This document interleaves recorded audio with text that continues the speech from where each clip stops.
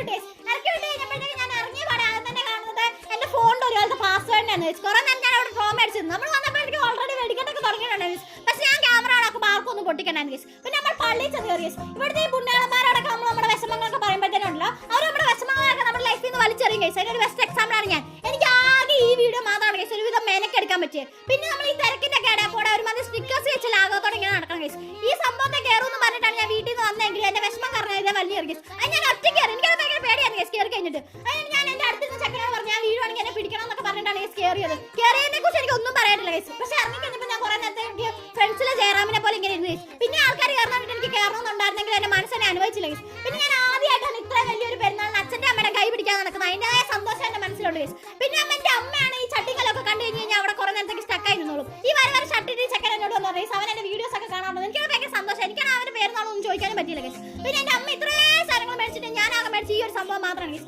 ഞാൻ ഈ ഫോണിൽ കണ്ടിട്ടുണ്ട് ഹസ്ബൻഡ് മെറ്റീരിയൽ വിളിച്ച് കമ്മൽ വേണോടി മാല വേണോടി ഇതൊക്കെ ചോദിക്കുന്നത് അതൊക്കെ ഞാൻ നേരിട്ടാണ് കേസ് എനിക്ക് ഇതൊക്കെ കണ്ട് ഭയങ്കര സന്തോഷമായിരുന്നു പിന്നെ എനിക്ക് ഈ പാമ്പിനെ മേടിക്കണമെന്നുണ്ടായിരുന്നു പക്ഷെ ഞാനങ്ങനെ എന്റെ വിഷമം മൂത്ത് ആരെങ്കിലും മങ്കിട്ടോട്ട് കണ്ട് എറിയുവാണെങ്കിൽ അവരെങ്ങനെ എന്നെ തല്ലു പറഞ്ഞാൽ മേടിച്ചില്ല കേസ് പിന്നെ ഞാൻ അയിലുമണിയൊക്കെ നടന്നിട്ട് ഒരു ഐസ്ക്രീം ഒക്കെ കഴിച്ചു കേസ് അപ്പോഴത്തേക്കാണ് ഞാൻ ഈ മുതലിലെ കുറെ നാളുകൾക്ക് ശേഷം കാണുന്നത് പിന്നെ നമ്മൾ കുറെ നേരം കഥയൊക്കെ പറഞ്ഞു തന്നു കേസ് പിന്നെ ഞാൻ ഓട്ടോ കയറിയപ്പോൾ തൊട്ട് എനിക്ക് തലവേനാണ് കേസ് എങ്ങനെയാണ് വീട്ടിൽ എത്തിയാൽ മതി എന്നുള്ളതായിരുന്നു ഈ മാലയാണ് കേസ് ഞാൻ മേടിച്ചത് പക്ഷെ അവിടെ നിന്നാണ് കൊള്ളായിരുന്നു ഇവിടെ വന്നിട്ട് കൊള്ളത്തില്ല കേസ് അപ്പോൾ ബൈ.